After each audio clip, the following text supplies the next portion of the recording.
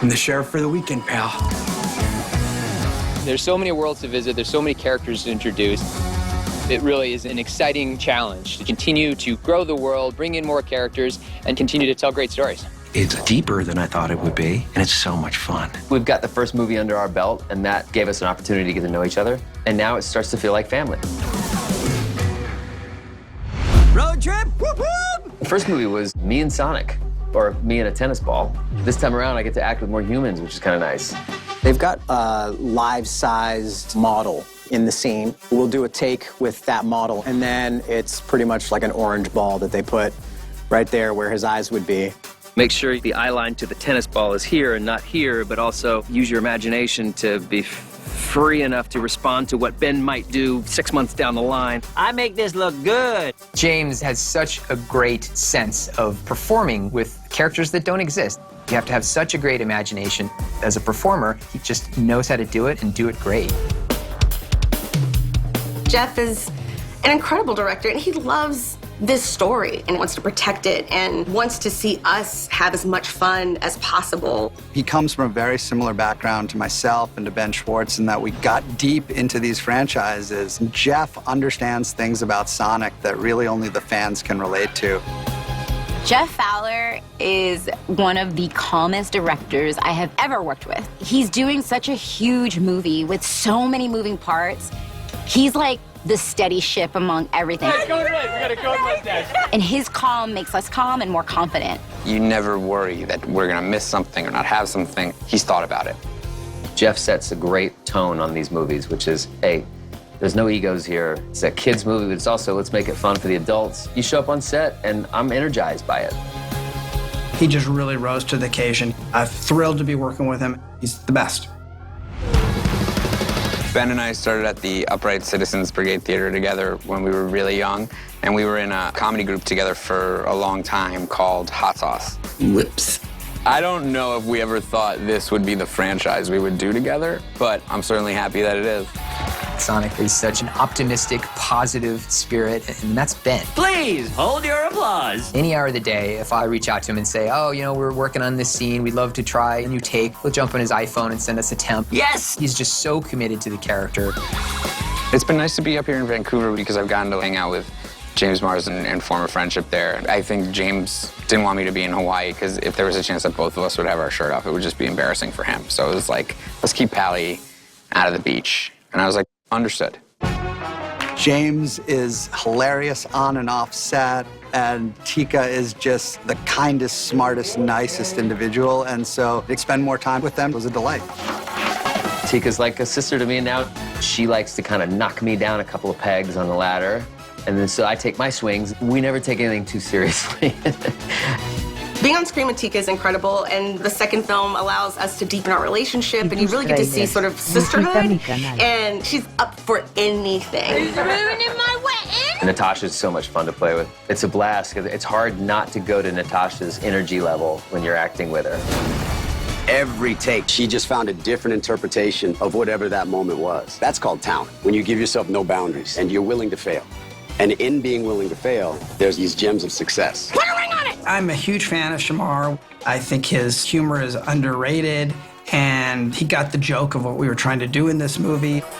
Watching someone that can play the straight man and then also turn a joke is very hard to find. And then also be that symmetrical and that good looking and be funny, it's not fair. It's just not, I mean, well, hello.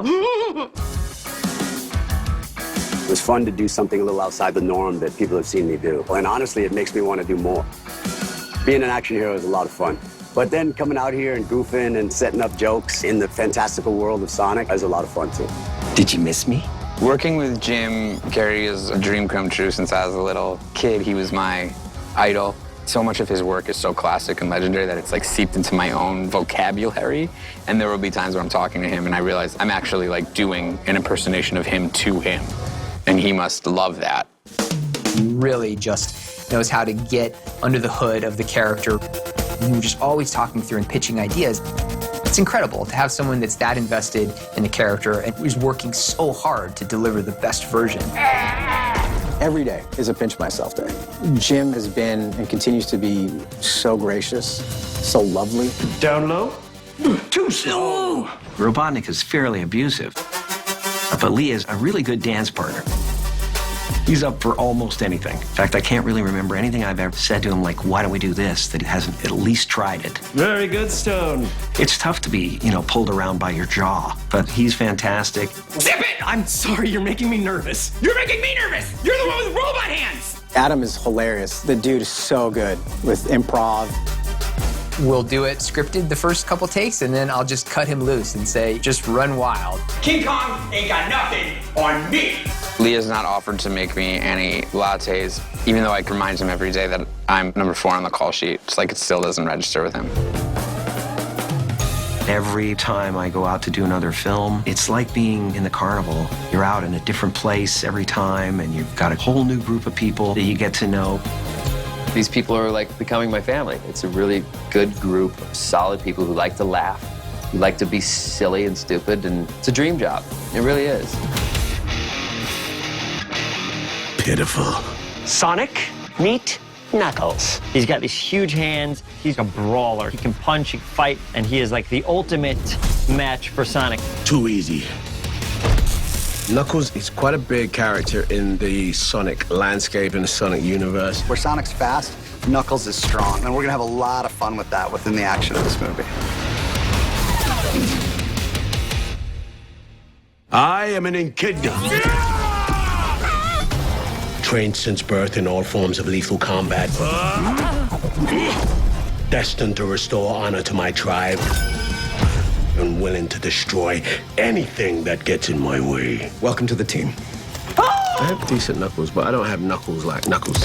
His knuckles are massive. Knuckles is the last of the echidnas. The echidnas are a very proud warrior race that had kind of gotten themselves extinct by virtue of their own aggressiveness. We fought and died at their hands, and now you will die at mine.